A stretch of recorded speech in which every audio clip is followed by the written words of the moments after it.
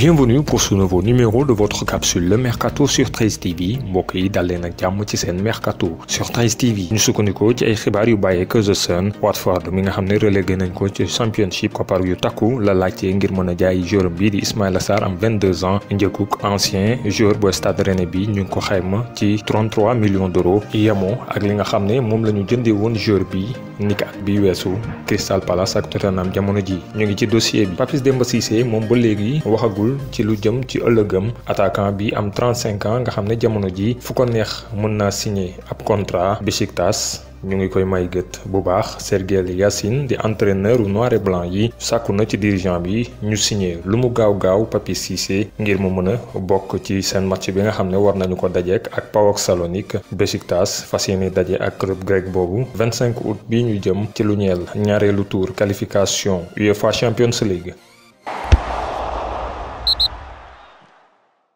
Toulouse Football Club ñu ngi gën a renforcer seen secteur offensif. International U23 ivoirien bi doon ab attaquant di Vakoun Bayo signé na niki mercredi bi ak club bu Toulouse ñu naan ko Ville Rose fi nga xam ne dañ ko fa àll benn saison ak option d'achat ñi def lu ni mel di waa Celtic FC. Mamadou Koné bàyyeekoo ca Leganés dem ca CAS Eupen ivoirien bi xaatim na ab contrat ba juin 2022 ak équipe bi jëloon 12e ci Jupiler Pro League maanaam championnat bu Belgique bi weesu ginnaaw ba mu ñëwee woon ca CD Leganés niki atum 2016 attaquant bi abaloon nañ ko CAS Eupen ci atum 2018 ak it ca Malaga ak ca Deportivo La Corogne niki at bi weesu waaye juróom-ñaari jongante rek la jot a football ak Leganés ci diir boobee.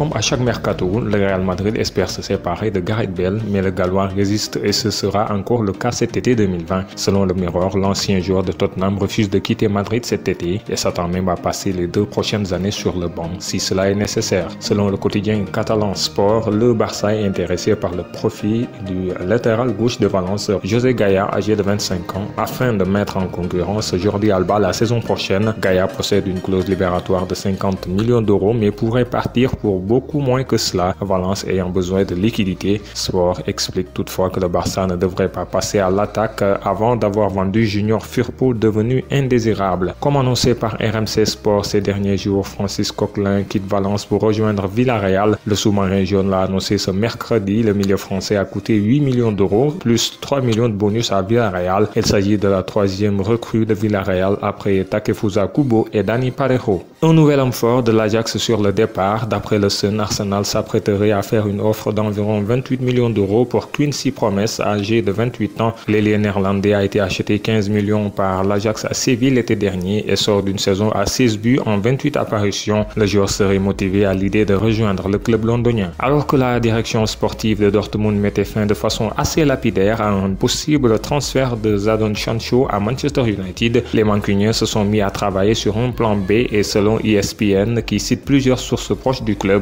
ce plan B n'est rien d'autre qu'Ousmane Dembélé. L'ailier français serait entré en discussion avec les dirigeants des Red Devils pour un prêt. Selon Sky Italia, l'AC Milan est en discussion avec Chelsea pour faire revenir le milieu français Tiémoué Bakayoko, âgé de 25 ans, qui avait déjà porté le maillot du club italien en 2018-2019. Milan proposerait un nouveau prêt payant de 3 millions d'euros avec une option d'achat de 35 millions d'euros. Bakayoko, prêté à Monaco la saison passée, est rentré chez les Blues avec qui il a encore 2 ans de contrat. L'AC Milan a enrôlé ce mercredi Emil Robak, jeune attaquant de 17 ans. Le Suédois a déjà évolué chez les professionnels avec Hammarby. Le Milan a déboursé 1,5 million d'euros au club suédois pour le recruter. Montpellier a officialisé ce mercredi la signature de Jonas Omlin. Le gardien suisse âgé de 26 ans arrive de Bâle où il a compilé plus de 100 matchs en première division suisse, 17 matchs de Coupe d'Europe dont 6 rencontres de Ligue des Champions. Omlin a déjà été appelé en sélection nationale mais sans jouer. Omlin remplace Geronimo Rulli, parti à la Real Sociedad après la fin de son prêt. Vincent Coziolo, 24 ans, ancien milieu de terrain de Nice, a été prêté une saison par Cologne au CD Nacional, club de Madère, tout juste promu en première division portugaise. L'ancien international espoir avait déjà été prêté au Paris FC en 2e partie de saison 2019-2020.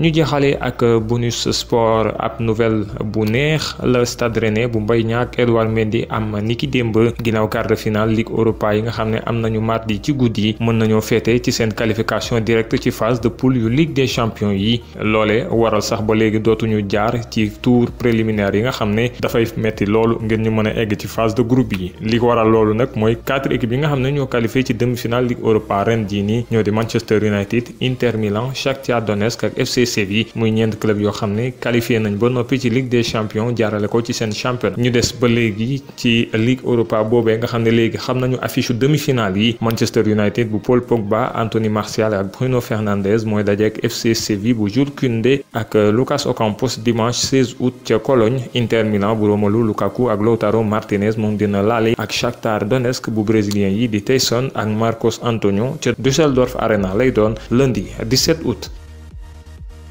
Mesdames, Messieurs, c'était tout pour ce Mercato sur 13 TV. Merci de l'avoir suivi. Rendez-vous demain pour un nouveau numéro.